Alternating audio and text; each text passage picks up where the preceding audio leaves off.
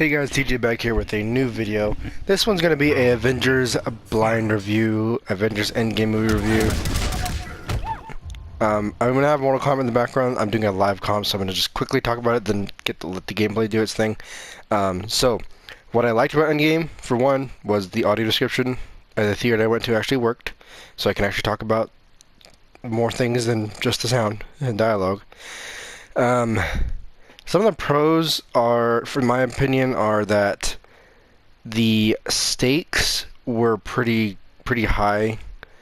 It made sense, at least in my opinion, it made sense. I mean, in some of the plot points, I'm gonna try not to spoil anything, but some of the plot points made sense and some of them didn't make sense. Not because the plot points themselves didn't make sense, but because the repercussions of those points were not explained clearly, which, to be fair, it's a movie. They're trying to do more with it, so I'm going to just wait and see how it goes.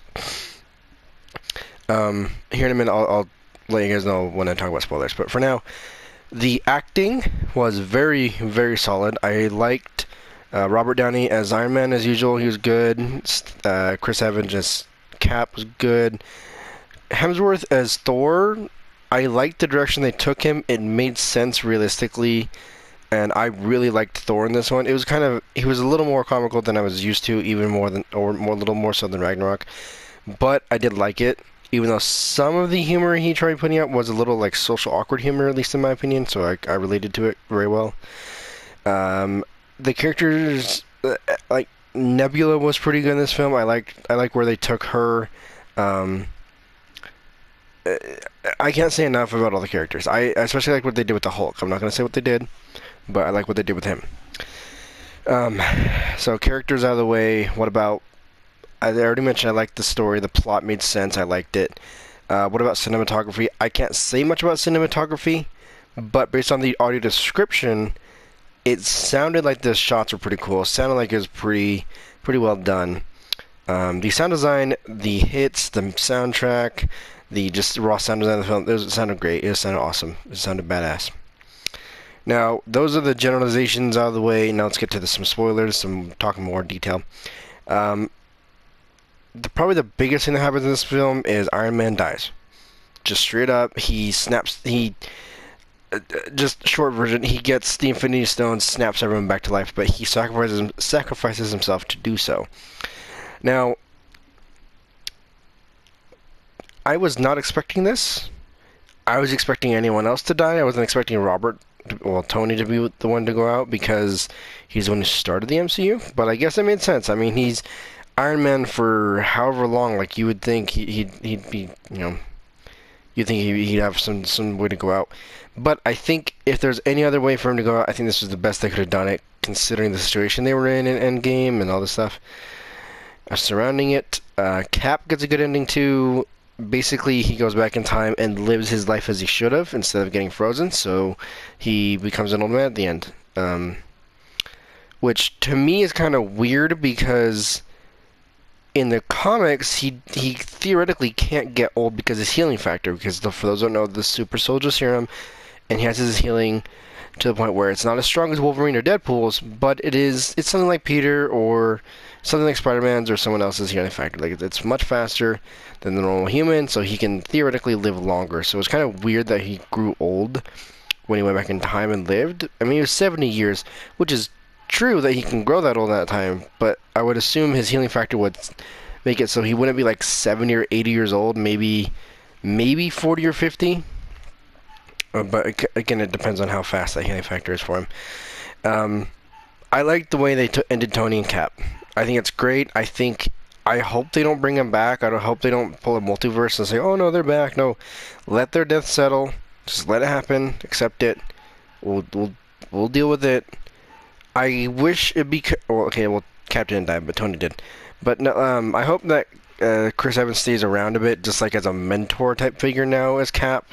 Like, he's still Cap, but he's not actively fighting as much, if at all. But he could be like a not supervisor, but he could be, what's that word I'm looking for? I'm trying to think. Like, he could be like a mentor. There we go. He could be like a mentor to Falcon or whoever. takes over the mantle, which looks like it's gonna be Falcon taking over the mantle as Captain America, because Bucky has his own thing going on. Like, I don't think Bucky needs to be Winter Soldier and Captain America. That'd be kind of weird. I mean, he was in the comics for a bit. Um, so that's another big plot point is Hulk brings everyone back, meaning he snaps his fingers, everyone comes back, no one's dusted anymore. Spider-Man, Doctor Strange, Black Panther, everyone. And I gotta tell you guys, I literally cried. So from the time, I would say from about the time Hulk snapped his fingers, started tearing up. From then on, I was like anywhere from happy nerd tears, crying like like a kid again, to this is awesome, awesome, awesome. But the waterworks didn't really start until, for those who saw the movie know what I'm talking about, the scene where everyone comes back, the portals, and all that. Dude, I cried like a baby, man. It was one of those like things where it's like I never thought I'd live to see the day, and even though I can't see it, I can still enjoy it through the audio description. But man, it was epic. Like everyone from the MCU, anyone who had any kind of power, whether it be slight strength or something, was there. Like it was ridiculous. Like you had everyone who was some sort of hero or anti-hero, anyone. And I got goosebumps when that happened. Everyone comes in, everyone stops reappearing from the portals, and it's Cap in front with Thanos. I guess Thanos is in front of his army, but anyway, so it's Cap and all these heroes. Cap's right up front, and all you hear is Avengers. And he says it after 23 movies, whatever movies, he just says Avengers Assemble for the first time. And man, it is awesome. Like all the heroes who can fly, they're doing air support. You got the heroes on the ground. Like you got Giant Man. Well, of course it's Ant-Man, but he made him so giant. He punches with a Leviathan just like the Hulk did in the first one. Dude, it's just so badass, man. From the time that the heroes started re-emerging to the end of the movie, I was crying the entire time, either from happiness or sadness. I was crying. Probably the biggest nerd moment was the Avengers Assemble. Everyone rushing forward like that. It's sort of like the Rohirrim charge at the end of Return of the King. But the other big thing was Cap getting Mjolnir. We saw it hinted in Age of Ultron. We saw it legit in Endgame. Cap wields Mjolnir with Thor wielding Stormbreaker or Stormbringer, whatever. I don't remember if it's Breaker or Bringer. But man, was it fucking cool, man. Yeah, he got Mjolnir in one hand and his vibranium shield in the other, and dude, that's some badass shit right there. That is some badass shit right there. Man, this movie was 3 hours long, and I will never complain about a 3 hour long movie if it's this good.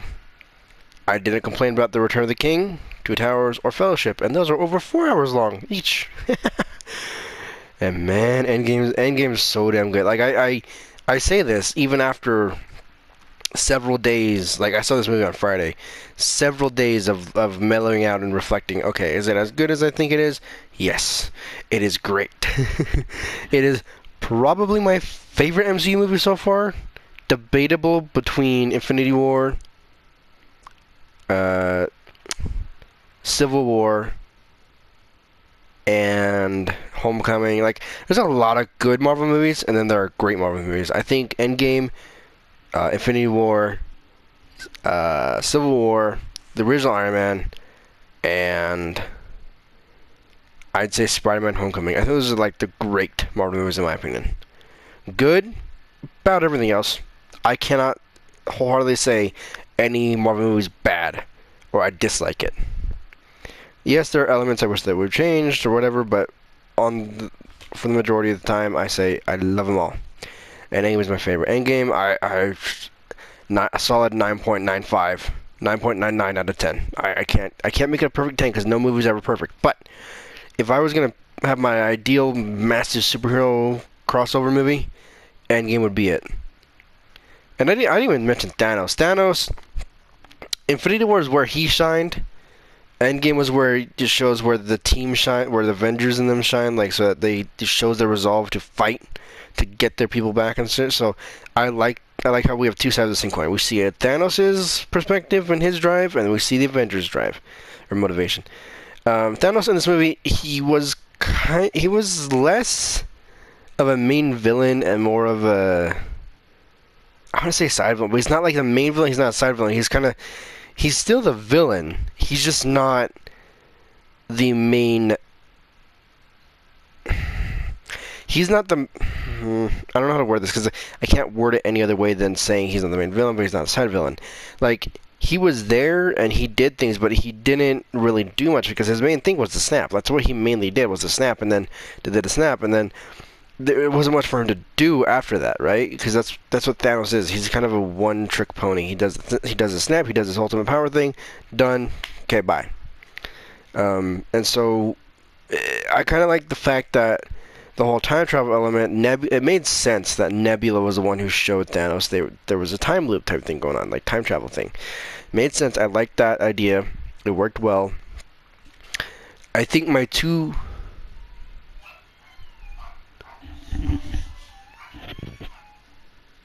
The dog is sad.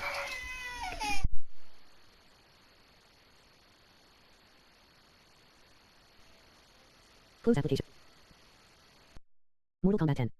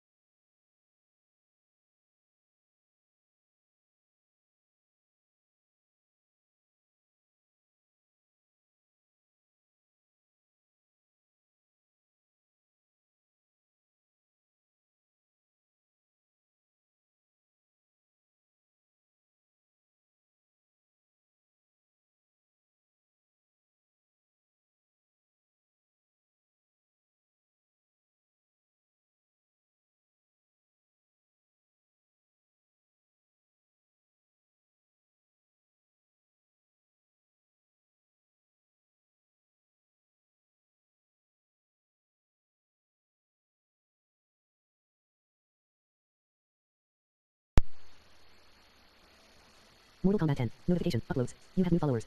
View new posts for your community. Notifications.